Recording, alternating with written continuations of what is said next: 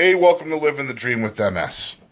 I talked about being a snowflake last week, and my MS decided to show me that I am really a snowflake by showing me another symptom. Now, that symptom is not as rare as the other ones that I've talked about. It's actually kind of in the middle. It's not commonplace, but it's a, 25-30% people experience it. It's called akinesia. Now, I know I have some doctors and nurses that follow this, so they're probably already cringing. Number one, because I pronounced it wrong, and number two, because they know what I experienced.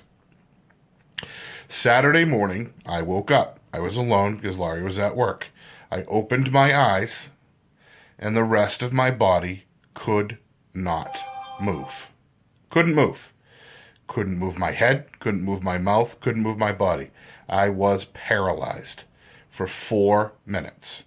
For 4 minutes, all I could do was look around in the position that my head was in. My mind was reeling. I was, wondering, had I died? Was I permanently paralyzed? What was going on? It was quite terrifying. After the 4 minutes, the best way I can explain it is it's almost like my brain woke up and then my body woke up 4 minutes later. So my body was slow, kind of started to move sluggishly, and then I was able to get going and get out of bed.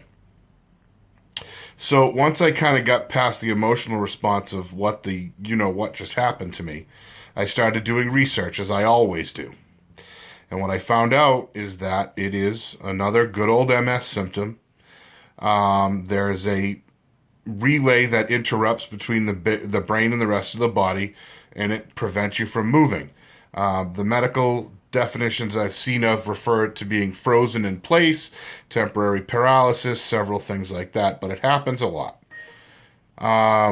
So the positive information is that it almost always doesn't mean anything in relation to disease progression.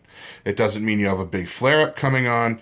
It doesn't mean that eventually you're going to be permanently paralyzed. It's just one of those symptoms that happens because of the nerve damage and the interruption to the brain. I'm very grateful that my wife wasn't home because I can't even imagine how terrifying it would have been for her, because I wouldn't have been able to communicate. If she was trying to talk to me, I just would have laid there looking at her. But I got past it, and I got more, research done and understood more about what happened. And so I just wanted to share it, because that's really the main reason that I do this channel, is to share things with the newly diagnosed or other people with MS to commiserate, and to share things with people that don't have MS but maybe know or support somebody with MS, so that when they talk about a symptom or something going on in their life or an emotion, you've got some background on it because you've heard it from me as well. So that was it. That's all I wanted to share. I had a terrifying 4 minutes on Saturday. It's another one of the many things that makes me the fabulous snowflake that I am, as I talked about last week. And I'll keep moving forward.